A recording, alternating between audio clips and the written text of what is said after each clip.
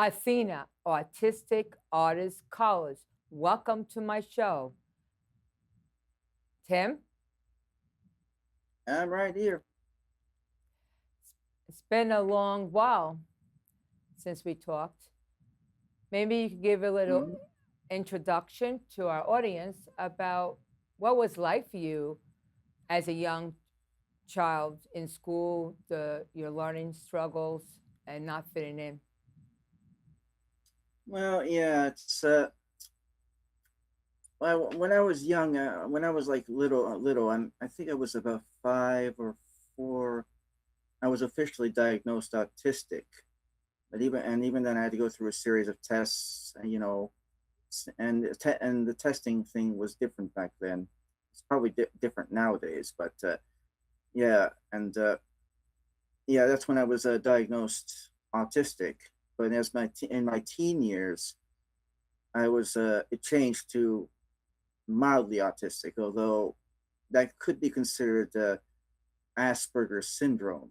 But yeah, terminology was a lot different back then. But it's essentially the same. I sort of like it got changed when I was a teen, and as far as growing up, uh, yeah, I didn't really I was basically doing okay. I mean, I kind of sensed that I was different from my peers, but it didn't really bother me that much because I had my own world, my own interests, and I also had friends. I had friends too. I mean, I had friends that I connected primarily through interests and like Transformers, for example, GI Joe. I mean, all the '80s cartoons that I grew up on.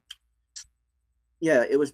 I did, but although I did, as I was getting older, I did sense that yeah, I started to sense how different I was, and that also that even my peers were making sort of like remarks or just looking at me weirdly or something behind my back. And again, it didn't bother me until high school. Yeah, high school was when I really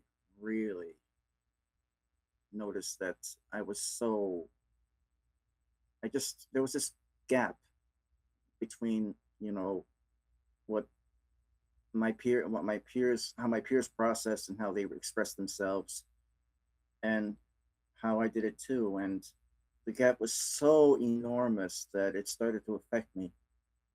And the high school environment didn't help either.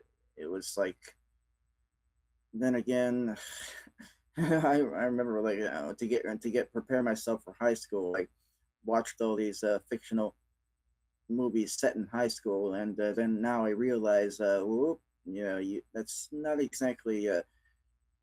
I mean, fiction and reality are different, and so I learned the hard way. Yeah, and so it was rough. I must admit, I still had some people I got along with, but in the end, it was just so overwhelming that, and also there was also teasing and bullying and just general ostracization, like, and it got to the point where uh, I had this suicidal ideation, and I almost ended up in the hospital. And if it wasn't for my mom intervening, like telling me that if I did that, what would the family think? That I'm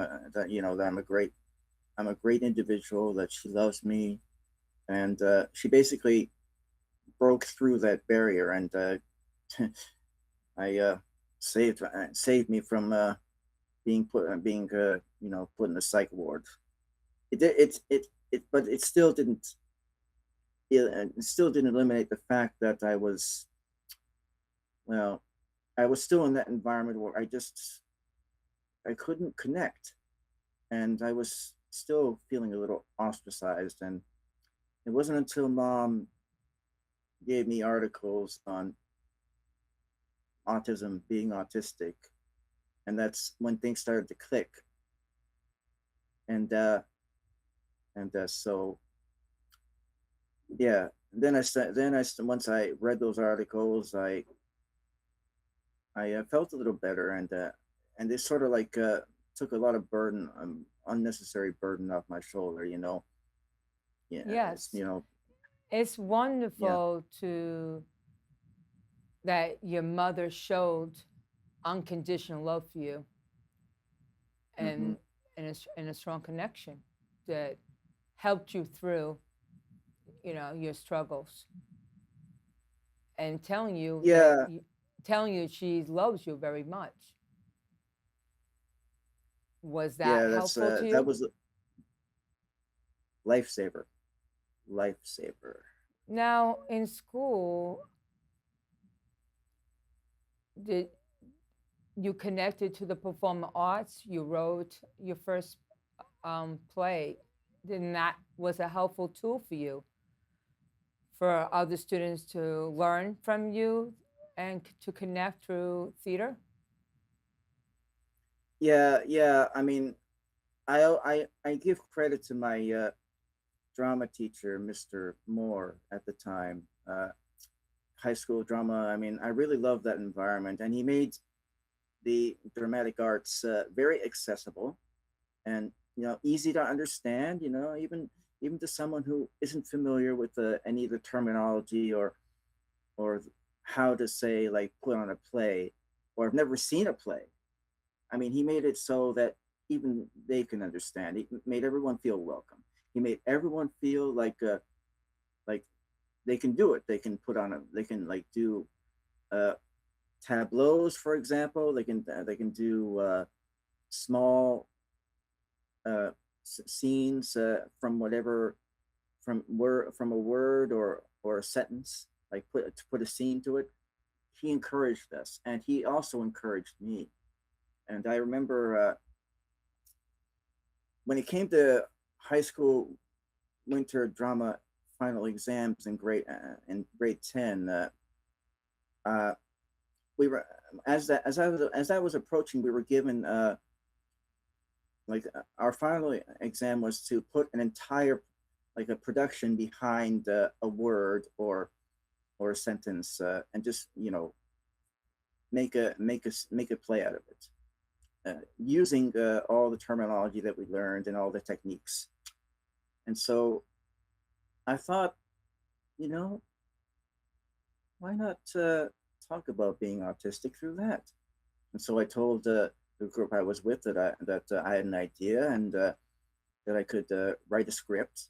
And so I set to work on that, and it wasn't easy. I mean, there were times when I admit that I was procrastinating at points, and but I was still struggling with low self esteem. I didn't know I didn't really know my worth and wasn't comfortable with my worth with my writing. But and even they told me like as the exams were coming close, like they said, Tim, we need a script. Come on, I mean, they were really pushing me to do it, and I did it, and I finally did it. I worked on it, and we put on the we put it on, and it was a major success. I mean, oh man, I got all kinds of applause, and even one of the supporting characters, or her name, yeah, her name, support one of the members, like Nicole was her name.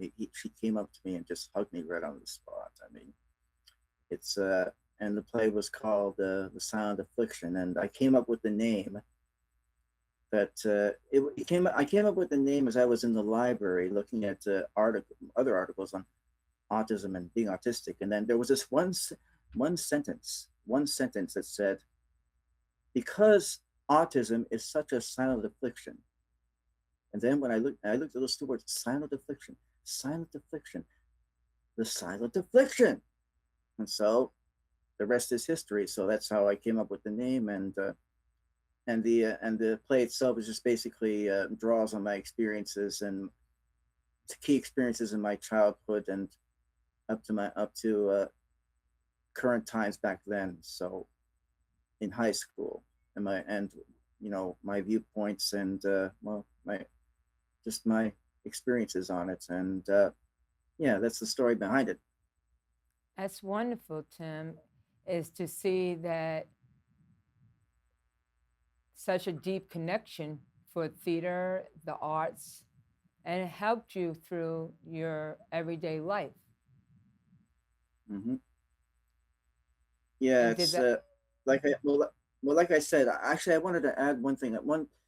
Uh, regarding the script, I mean, one of the things that really opened my eyes and actually made me feel really flattered, even though I wasn't sure. Even then I wasn't sure. But even though I wasn't sure, like, okay, if you say so, because I wasn't sure about my skills at the time. Mr. Moore was looking at the script, and he told me, "Tim, this is very advanced." And I thought, "Wow, really?"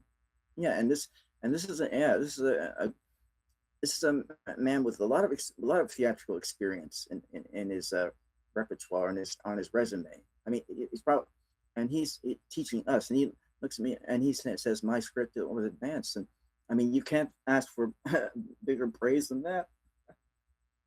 yes, and that was a a great start for you. It, Mm-hmm. it gave you ambition. It gave you a focus. It helped you, you know, to act and and you feel yourself, right? You were feeling yourself, your true self, who you Yeah, are. it's a navigation. Yeah, Navigation, that's right. And yeah, that's yeah. Like I said, I credit, yeah, I credit, I credit not just Mr. Moore. I credit all the members of my group, who made it possible. Like, made it possible. I mean, I may have wrote the script, but and I may have started. I think, yeah, I may have starred in it, but it wouldn't be complete without the other members of my group at the time, and with Mr. Moore's really high endorsement of it.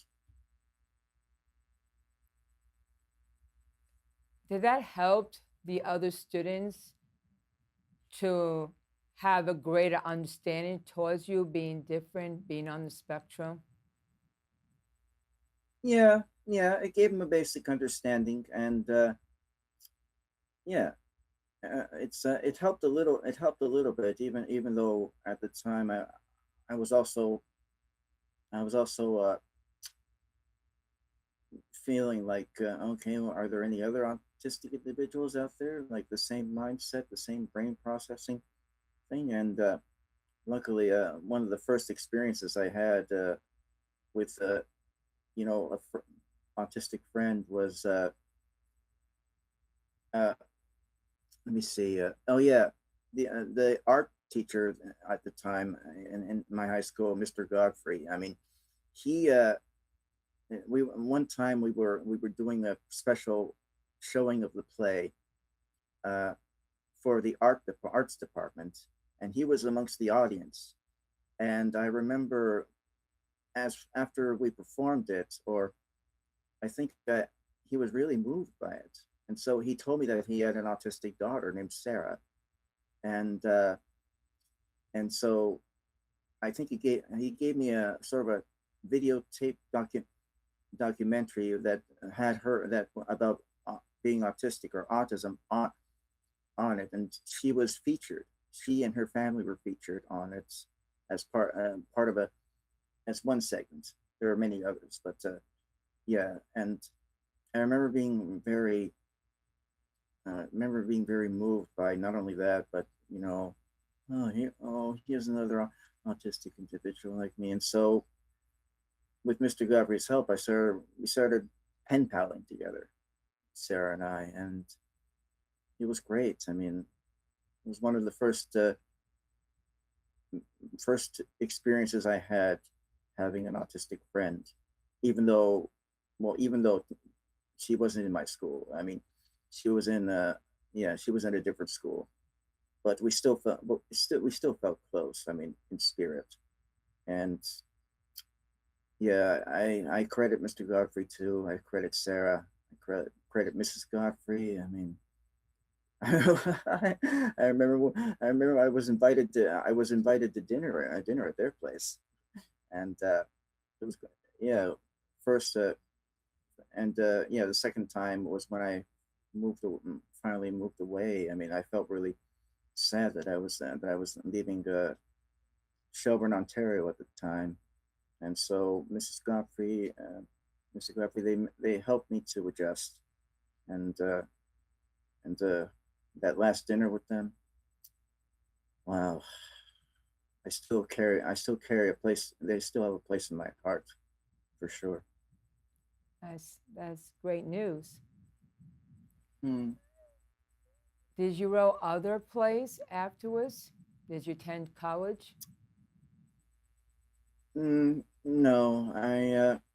well, like I said, originally I wanted to, even when we were performing for the arts department or arts council, nothing more came of it because, well, like I said, I mean, I may have known that I was autistic and I may have felt better, but at the same time, I still had issues with, self-esteem, and also what didn't help either is that, even though my mom supported me, and and yeah, dad was supportive in his own way too. But at the same time, I lived in my personal environment was pretty shaky, like, and so that that with that combined with my just uncertainty, and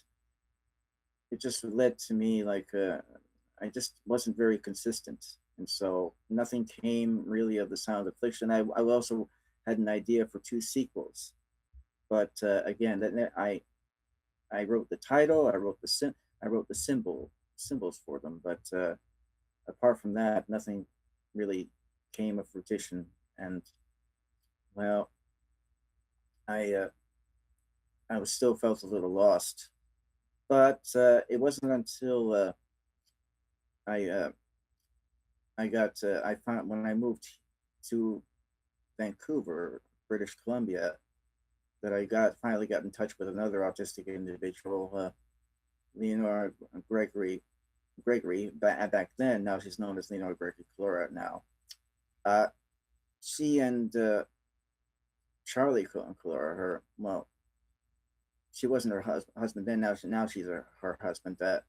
And their son Anthony. They welcomed me, and I got in touch. I talked with them, and my goodness, they really made me feel even better about myself, and I was able I was able to have to work with other autistic children and teens and adults through her home company she was starting up at the time, ANCA Consulting Incorporated, and we also developed the ANCA Foundation arm, and since then and through that, I was able to really not only learn, not only feel, you know, finally connected with my own, with people who were the same mindset, but she also taught me, you know, to really be aware of how my operating system worked, to really be aware of, like, for example, if there's any triggers happening, be aware of them, and find out what is triggering, the roots of those triggers. Like, focus on that, and also remember that also remember, like, and remember that, remember when you're triggered, those are remember that when you're triggered, you have to work through it, and make sure that, yeah, it's yeah, just to be aware of, like, if something triggers me, that I have to focus on the trigger and try not to, you know, let it cloud my judgment, let it cloud my opinions on things. It's just basically, just regulation. She taught me regulation. We can call it regulation, because she was aware of how she functioned, and she had to work very hard as well. And along with everyone here, we all had to work and be aware of what triggers us, and how we express and all that kind of stuff. Work on personal development. And so she taught me that. She she also saw my Sound Affliction script, and she was absolutely mesmerized by it.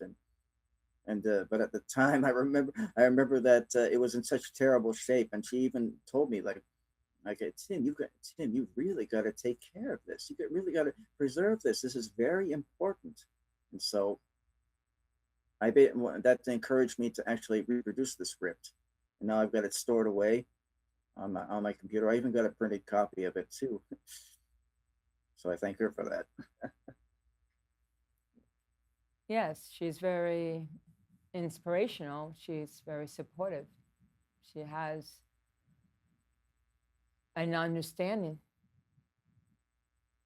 you know. Yeah, she and Charlie and Anthony too. Anthony had an understanding too. I mean, oh, I also credit Anthony too.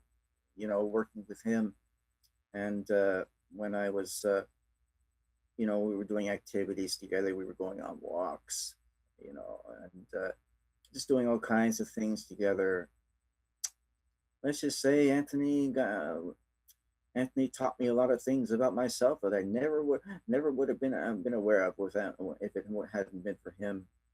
I mean, oh God, what a great individual Millionaire on Charlie's son was. I still have great memories of that. Yes.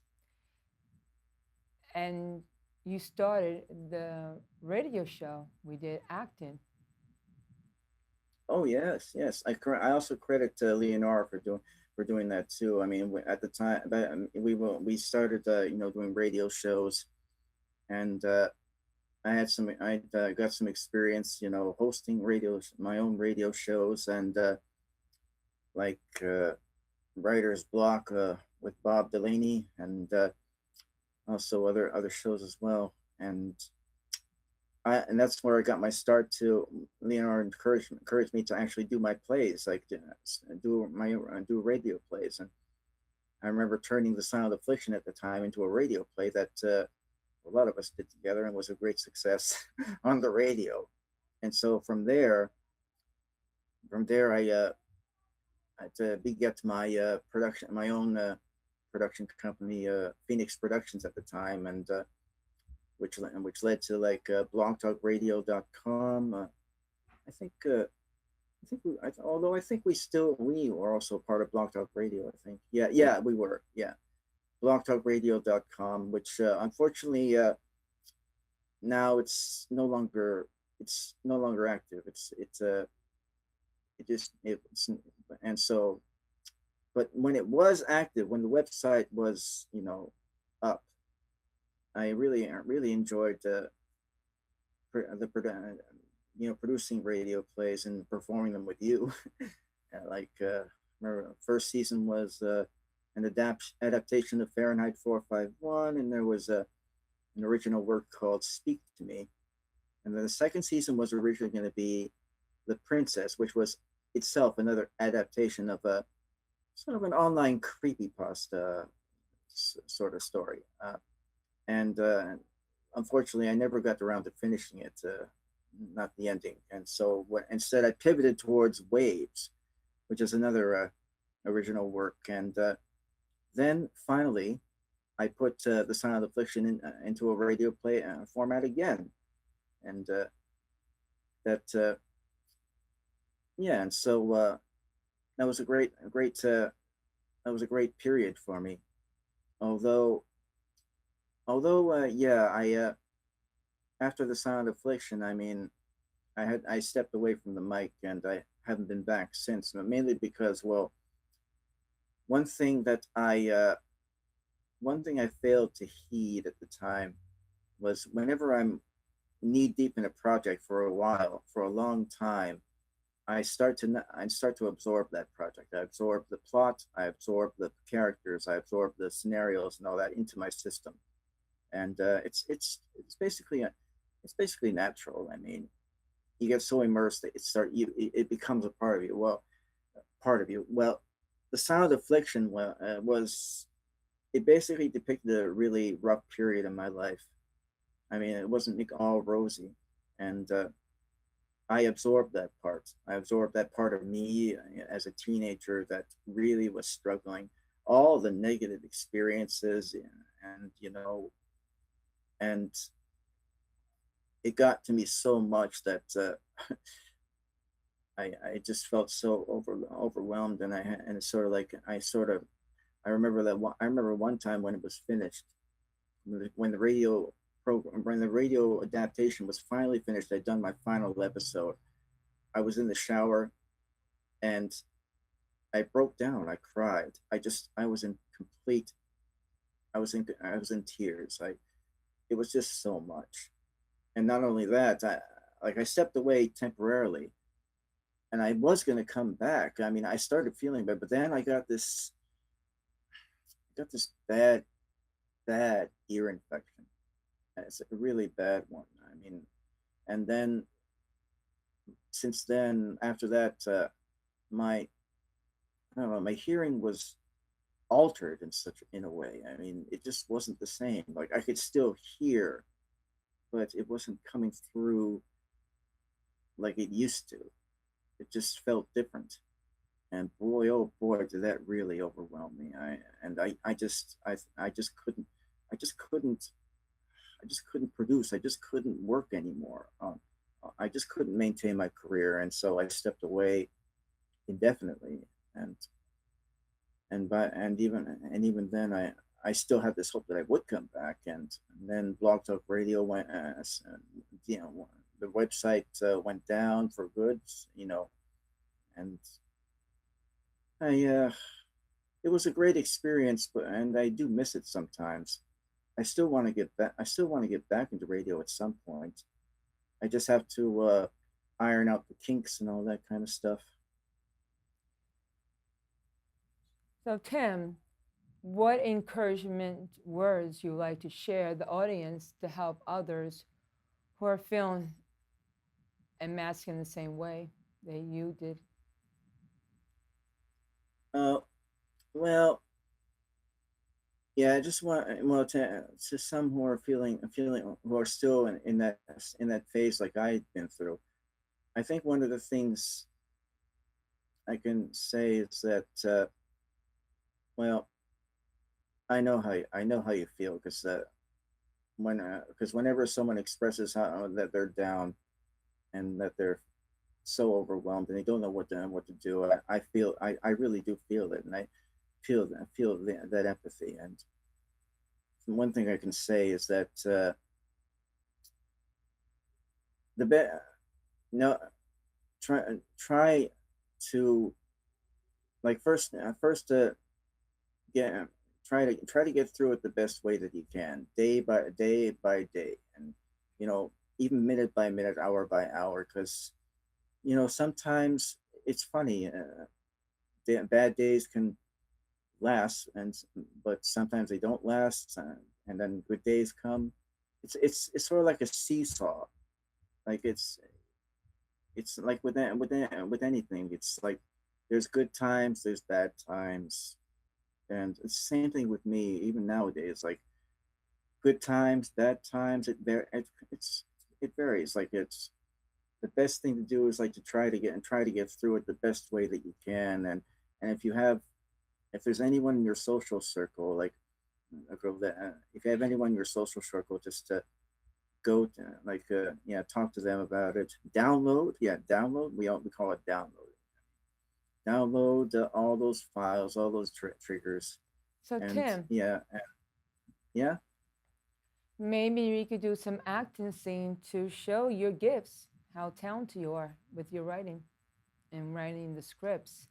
And also you could talk about how you also you adopt other series, other from books that inspire you that you wrote also a play from. yeah, yeah. I was thinking about doing that. But yeah, it's gonna be a bit tricky because I don't like on my laptop. I'm pretty limited with the sound effects and stuff and music. Well, yeah, the music I use is not really is not it's not public domain. It's all copyrighted, but I can still perform a bit something. Yes. I think our audience would like to to listen to you to perform. Yeah, actually, there was a recent project I did, and it's based on a book called the Missing Bookshop. Now I I have pictures of it on my phone because I only like I couldn't really get a copy of it. I when I was adapting it, I was using a library copy that was available at local library, and so I don't really own it. I wish I did, but anyway, I did. It's called the Missing Bookshop. I'm just gonna Missing Bookshop. I'm just gonna look it up a bit. I gotta make sure I got the right information. Um, hang on, hang on a second. Sorry about that. I just have to. I really want to be accurate.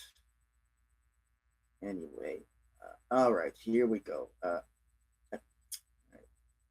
Yeah, The Missing Bookshop by Katie Clapham and illustrated Christy Christy Butyman. Yes, yes, it's basically about a girl named Millie who goes to this wonderful bookshop run by Mrs. Minty, and one day it's suddenly Mrs. Minty and the bookshop, like the bookshop closes, like is closed, like she doesn't know, and she doesn't know why, and so basically the book deals with it's basically about community, about books, about the people who are unforgettable. I mean, that's my interpretation, and I really enjoyed reading it. And not only that, I and so I it was a book that was read by a by a girl who was 9 years old now. That her and her family have been very inspirational for me, and got me and so inspirational that it got me out of that rut that I was in after I left left my Phoenix Productions career behind. So what I looked she her mom bought the book for her while her mom was in Paris, and I thought, well, let's take a look at it. I looked at it, and then I thought, hey, I could write a script about this. And so I did. I call it Millie and the Missing Bookshop, and I did it. The script was originally for her ninth birthday, and I thought I could share it. Like, unfortunately, I can't show the source material because the phone doesn't really come clear on the camera here. So what I can do is like do as much as this first act as I can, and I just hope that people are familiar with the source material, if that's okay with you. Yes, we would like to hear it. Yeah. All right. So let's start with the intro. Okay. Now the intro here is done entirely by Millie and her mom. So I'm a little rusty. I'll do my best. Phoenix Productions brings you Act 1 of Millie and the Missing Bookshop, starring Millie, a grown up named Tim, Paul Pylypiuk. Oh, thanks, Mom. Happy to help, sweetie. That was my mom. She's in the play too. Yeah, Tim Pylypiuk wrote this play, and it's from a book called The Missing Bookshop that was written by another grown-up named Katie Clapham. I'm also the star of it too. Tim put in all the music and sounds too, so he really worked hard on this. Okay, enjoy the play, and read the book after. You'll love it. Yeah, that's the introduction, and now for the first scene. Okay. again, my voice. Yeah, I'm not really. I'm still very rusty, so I'm gonna do my best. Actually, You're doing good. can I? I'm just gonna remove the headphones because I can't really. I have to really hear my voice. Hang on. Can you still hear me? Yes. Okay, good. Oh, I can really hear my voice now. Okay, let's now I can really hear the levels and the octave and all that. All right, so the first scene is set in the Minty's bookshop, late afternoon story time area. And they lived happily ever after. The end. So the story starts with me in Minty's bookshop. I'm sitting on the rainbow carpet in the story time area, a place children can go to hear Mrs. Minty read stories in their favorite wooden story chair. Thank you, thank you, children. That always warms my heart. When the children are clapping, so nice. You're so kind. Now feel free to dive into the books, dear. The worlds are yours for the taking. And then the children clear off. And then Mrs. Minty has owned the bookshop for a long time. Yeah, she's very old, but still runs it all, though, which is awesome. Millie, huh? Are you lost in thought again? Oh, sorry. No, don't be. I always love when my storytelling fills you with such inspiration. It's a map. Helps me find things in my head like you help me find books.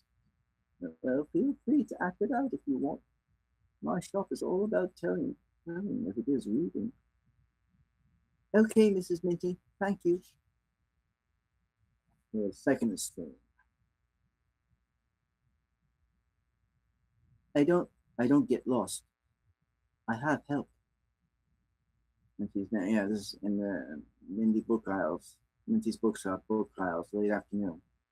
She's dancing along the aisles from maps, like the ones from Mrs. Minty's story time, which I've never missed. And all the books in her store, shelves and shelves, aisles and aisles of wonderful books. I love to dance through them. I follow the maps, remembering how Minty knows all about books, like ones with bears. Huh? Oh, hi there. Have some honey. Ones with pirates. Ah, avast! There she blows. Ones with ponies. Yeehaw! Go, go! Even ones with aliens. Oh, hi, I'm Millie. I'm from planet Earth. I come in peace. Mrs. Minty always had just the thing. Third scene, Minty's bookshop, storytime area, late afternoon. And I always find my way back. Right now, I'm back in the storytime area. Mrs. Minty was just sitting on her storytime wooden chair. Hi, Mum. And my mum was there too, waiting for me. Millie, honey, you've been through the aisles again.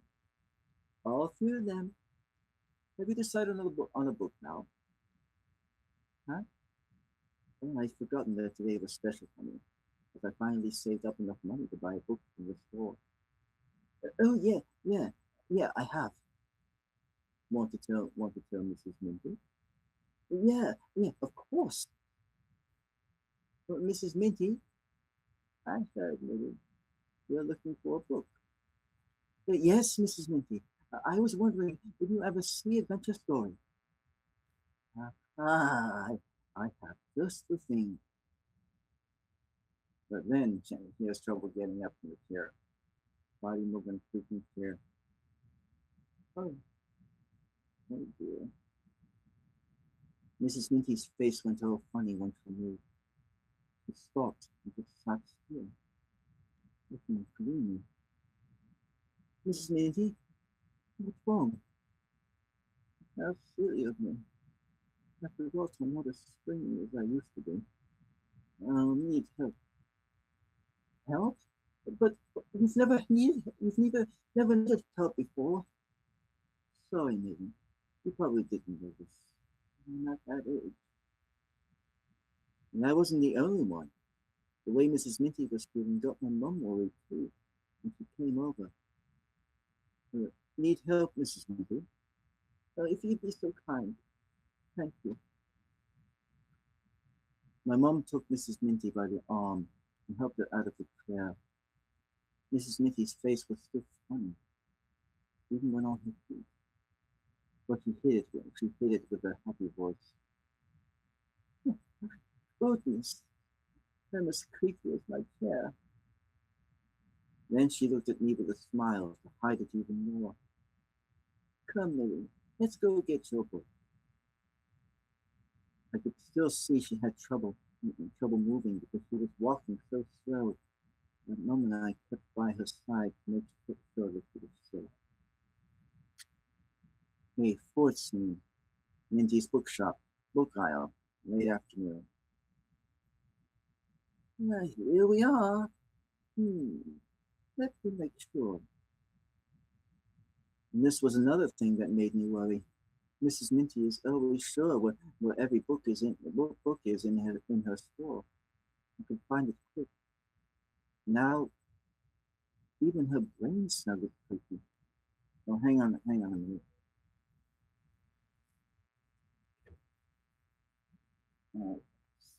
Sorry about that. Yeah. Okay, Mrs. Minty's still finding the book, but she can't for some reason.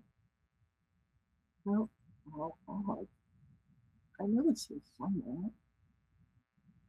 Oh, it's right here. Yes, I remember it now. That's a true thing. Here, Millie. I think you'll like this. It's full of mermaids and sea monsters. Wow, cool. But I felt better when I got a chance to see the words in that book. Already I was starting to read its map, letting it take me through its world by the hand. So she reads the book a bit, or looks at it, and then closes it. So, is that the book you want, Millie dear? Oh, sorry. So, is that the book you want, Millie dear? Yeah, Mum, just the thing. All right, give it to me and I'll pay for it with your pocket money. Okay, Mum. But while you're waiting, Millie, you could tidy up the cushions in the storytelling area for me. What does that sound? Okay, Mrs. Minty, I'll do that. Very well. Let's head back. The fifth scene, Minty's bookshop, storytime area, late afternoon. I felt much better once I was back in the storytelling area with all the cushions and Mrs. Minty's wooden storytelling chair. Helping touch up those cushions and softening them up for next time was a new special map. I followed it through right beside the path that was all the stories Mrs. Minty told us up to now. Once upon a time, suddenly it all changed, charging forth, the dragon roared. Huh? What? But something else I had not noticed pulled me off them. What happened to the cushion's colors? They're quiet. Maybe that was the only one? Oh no, this one too? No, they're all quiet. Seeing all the colors on the cushions so quiet, not as bright, I felt lost. It's not so strange. When did it get so quiet? Why did... Oh, the curtains are quiet too. Curtains, cushions, tables, and chairs. I saw for the first time that everything was so quiet. And the paint in places was quiet and tired, wondering.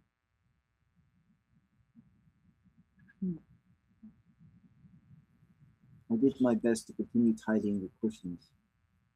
It helped a little knowing this is what Mrs. Minty wanted done. So now, hang on.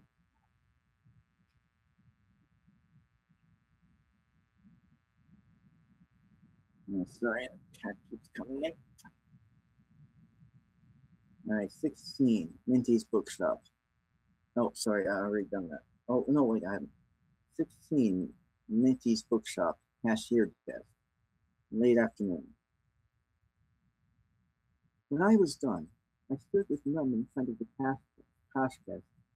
We were almost ready, waiting for Mrs. Minty to print the receipt.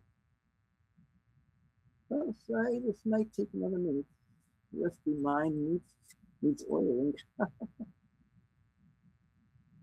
I looked over at the picture of Mrs. Minty above and behind her, taken when she was young, sitting in that same wooden storytelling chair with a little girl on her lap. No reading glasses, and hair red like an apple. That's when I started noticing how different the Mrs. Minty in front of us looked now with silver hair and reading glasses. What did I say before? At last, receipt's all done. Here you go. Thank you, Mrs. Minty. Millie? Yeah, Mum. Your book's all paid for. Here, take it. That's great. What's the matter, Millie? Nothing. Are you sure? I think Millie's done for the day. She needs a break. You're right, Mrs. Minty. Good thing we're headed to our favorite cafe. What do you say to a strawberry smoothie? That'll help perk you back up. Okay, I love strawberry smoothies. I know you do. See you next time, Mrs. Minty. Well, thanks for the book, Mrs. Minty. You're welcome, Millie. Until next time. Bye. Yeah, bye. Seventh scene. Millie's favorite cafe. Late afternoon. But then I started feeling sad again, thinking about what I saw with Mrs. Minty in her bookshop being quiet, and creaky. None of the voices from the other people in the cafe, the nice person behind the counter, my new book, and strawberry smoothie in front of me at the table. All that map helped. I couldn't concentrate. Poor Millie. Not even up to your favorite smoothie? Yeah. Is there a worry cloud above your head now? Yeah. What's causing it? Mum, what would you do if something was old, creaky, and quiet? Well, you have to treat it very, very carefully so it doesn't break. But eventually it might need replacement with something new. I knew Mum was only trying to help me as she sipped her favorite tea. But that made the worry cloud thicker. Are you asking because of what you saw with Mrs. Minty in her bookshop? Yeah. Well, in that case, she's just going to need that care. What we did today, what you did today, was enough. But will Mrs. Minty in the bookshop be replaced? I don't know, honey. I hope that doesn't happen.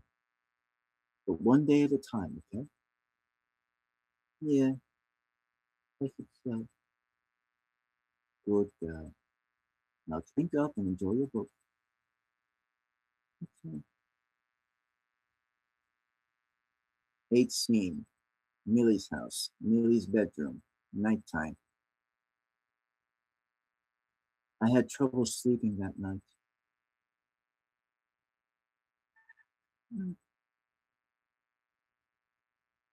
So I sat up in bed and turned the tall lamp on. The light from its bulb a nice snug shoulder. Good place. Everything from that day came back, forcing me to follow its map. I tried shooing it away with the map from the books I owned on the shelves beside me. Hmm.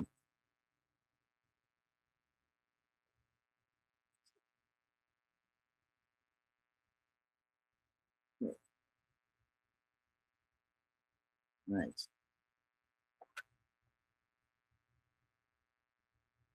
My books. My books. Stories. Funny stories. Stories of dreams. Atlases. Picture books. Books with poems. Ah.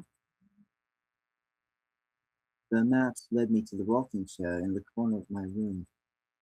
Mum's rocking chair from when I was a baby, when she started reading to me. Another map that gave me moving pictures of Mum and I in that chair.